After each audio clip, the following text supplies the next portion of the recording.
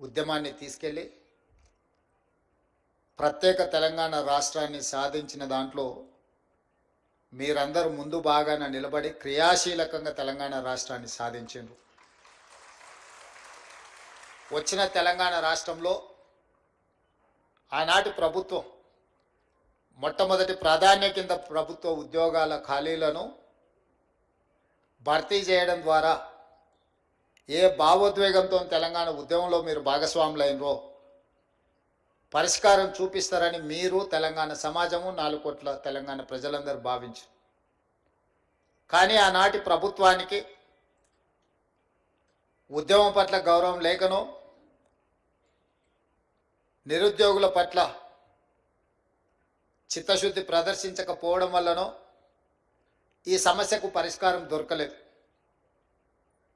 ఎన్నికల కంటే ముందు తెలంగాణ రాష్ట్రంలో సమ్మక్క సారలమ్మ ఆశీర్వాదం తీసుకొని పాదయాత్ర మొదలుపెట్టినప్పుడు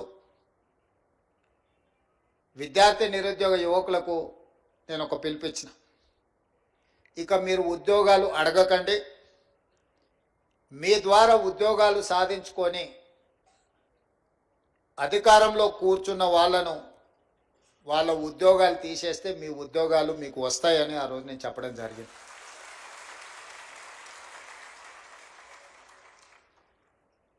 మీరు ఆత్మవిశ్వాసంతో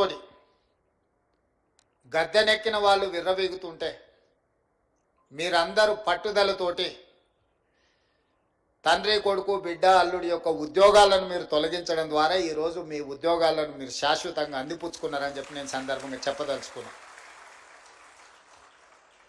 ఈ ప్రభుత్వ ఏర్పాటులో మీ కృషి ఉన్నది, ఈ ప్రభుత్వ ఏర్పాటులో మీ పట్టుదల ఉన్నది.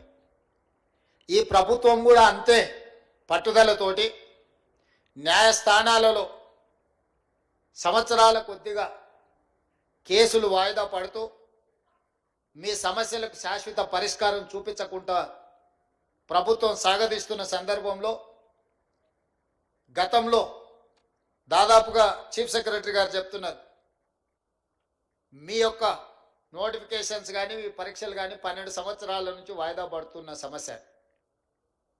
ఈరోజు ఇక్కడ ఉన్నవాళ్ళు 12 సంవత్సరాలు అంటే 22 ఏళ్ళకో 23 ఏళ్ళకో 24 ఏళ్ళ యుక్త వయసులో మీరందరూ పోటీ పరీక్షలు రాసి ఇందులో ఉద్యోగాన్ని సాధించి జీవితంలో స్థిరపడి మీ తల్లిదండ్రులను ఆదుకొని మీ కన్న తల్లిదండ్రులకే కాదు మీరు పెరిగిన ఊరికి, ప్రాంతానికి మంచి పేరు ప్రతిష్ట తేవాలని మీరు ప్రయత్నం చేశారు.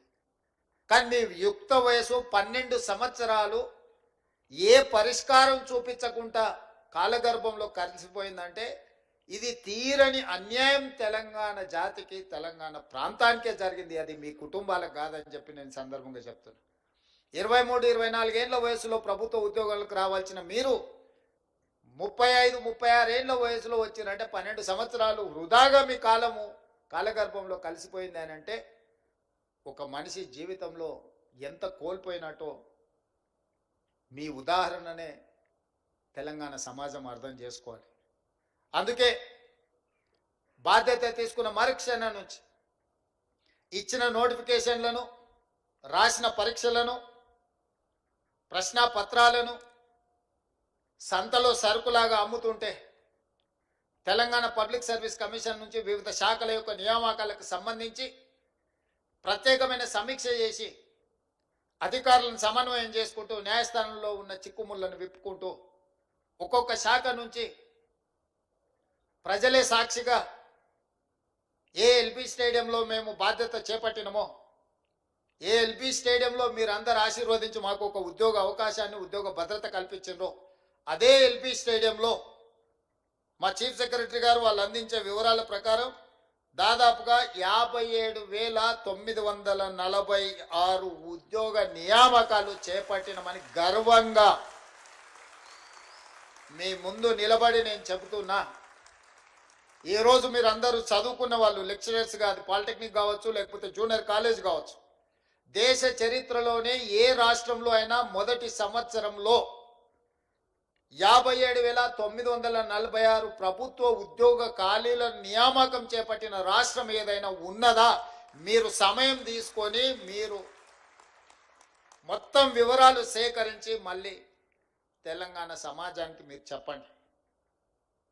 ఇది మా ప్రభుత్వం మీ అండతో సాధించిన విజయం.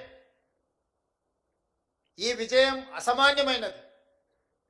ఎందుకంటే ఇన్ని ఉద్యోగ నియామకాలను ఇవ్వడం ద్వారా తెలంగాణ ఉద్యమానికి పునాదులుగా ఉపయోగపడ్డ నిరుద్యోగ యువకుల యొక్క సమస్యను శాశ్వతంగా పరిష్కరించి ప్రభుత్వ ఉద్యోగ నియామకాలు అందించిన నాకు చాలా ఆత్మ సంతృప్తినిచ్చిన సందర్భం.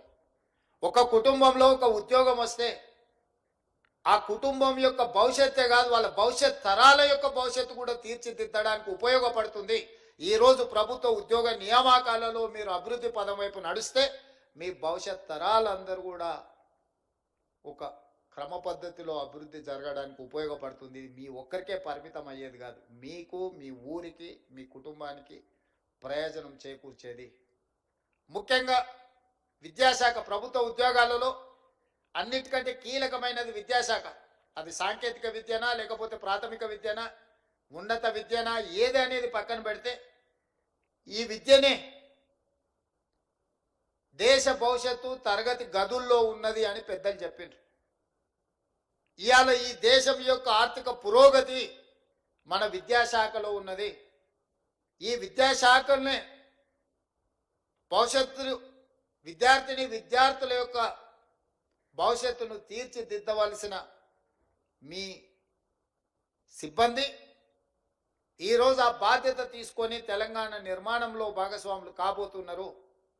అలాంటి విద్యాశాఖలో ఇచ్చే ఉద్యోగము విద్యాశాఖకు కేటాయించే నిధులు ఖర్చు కాదు, అది భవిష్యత్ తరాల పెట్టుబడి.